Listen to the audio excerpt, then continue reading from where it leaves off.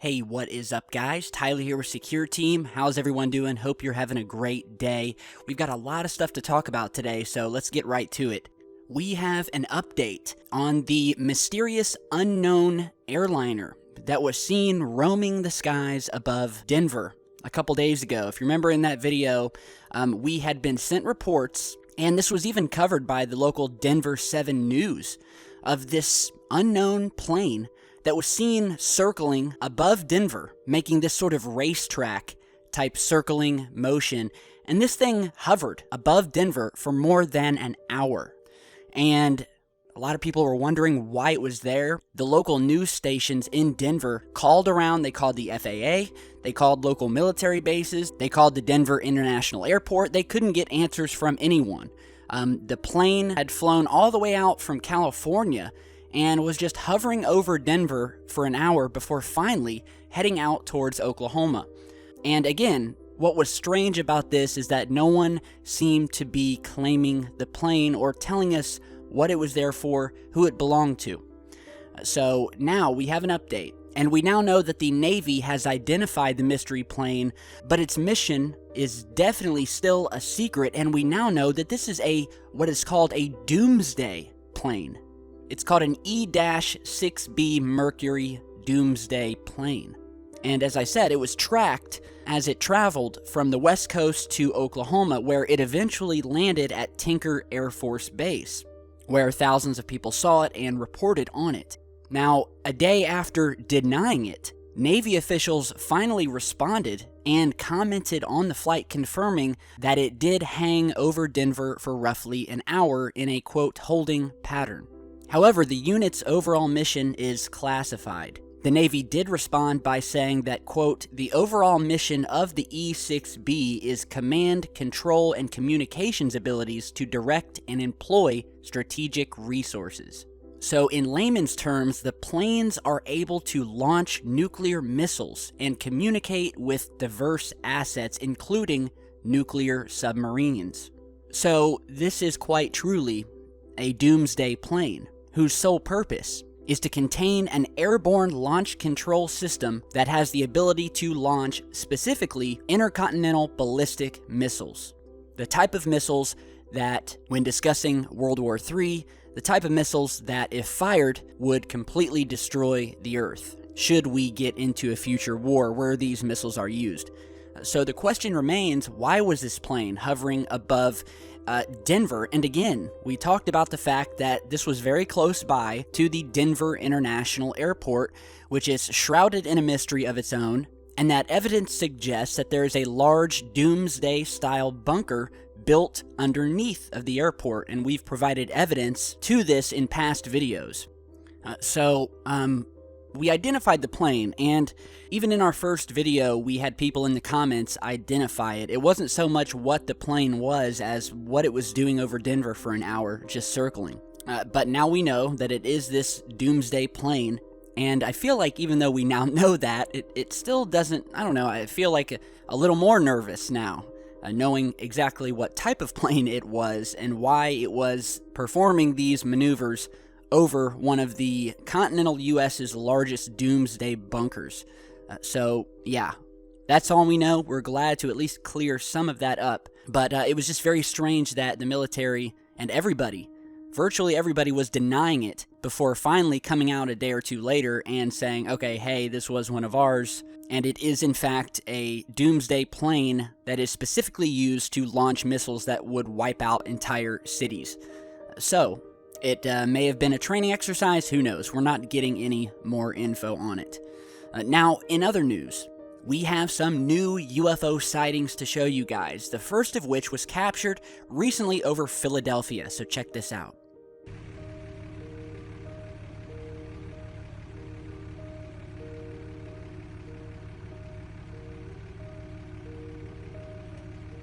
I don't know if it's getting, yeah, it's still getting the lights like flashing.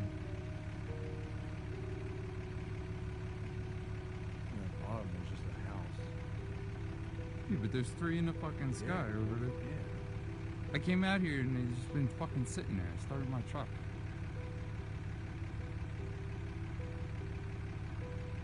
What?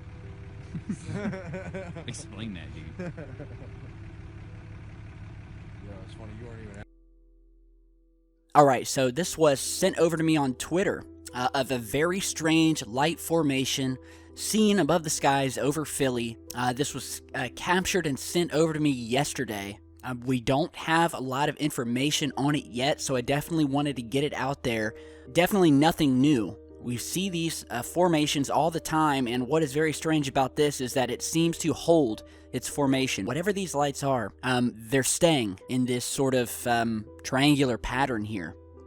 You know, they're not falling to the ground as you would think flares would, or, you know, skydivers with flares. You know, they're just sort of sitting there. And so I want everyone to definitely keep their eyes open over Philly. And if you have any other footage of this, be sure to send it over.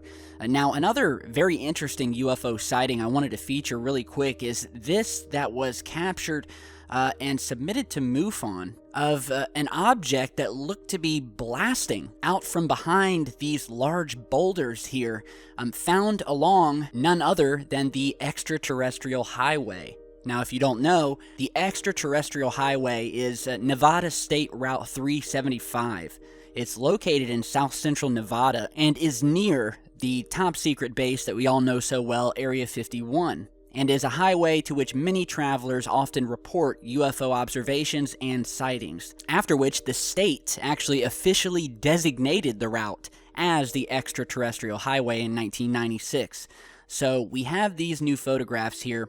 And we actually have two, one before the object comes out and one as the object is coming out, snapped by the driver as he was passing by here. And some are calling this a light being of some sort of entity. Others are saying this is some sort of drone, UFO or alien drone, you know, whatever, what have you, coming out of these rocks here. And it's definitely coming out at a very high speed. So fast, in fact, that it's leaving this long trail behind it. It definitely looks reflective, reflecting the sun off of it, and does not look to be a lens flare or anything like that. So, you know, the jury's still out on what exactly this was, but I thought it was definitely interesting and wanted to share it with you guys. Now, speaking of fast-moving UFOs, we have a new ISS video captured near the International Space Station of an object moving very quickly, jetting through space above Earth, discovered by our friend over at StreetCap 1. So go ahead and check this out.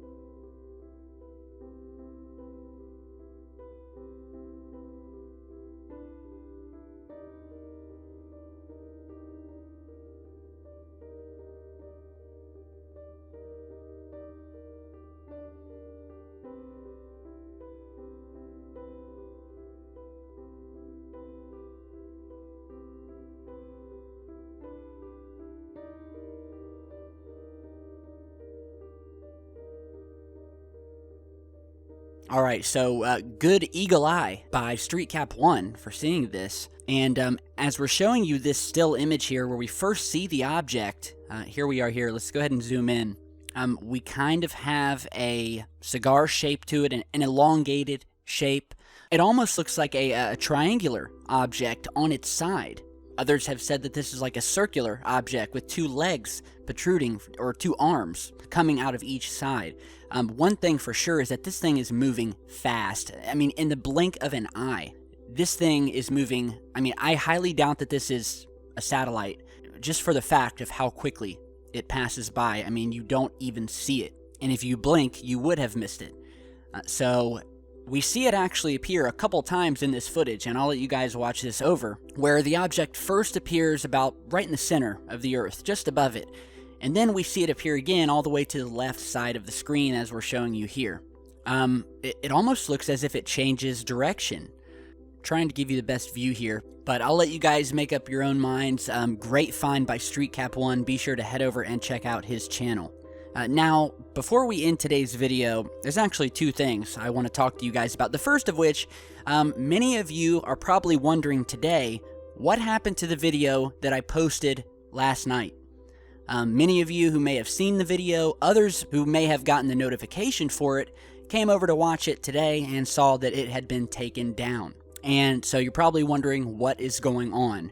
Well, I am actually going to address this in a separate video. because I just want to devote a video directly to it, and I am going to feature the footage again so you guys can see it.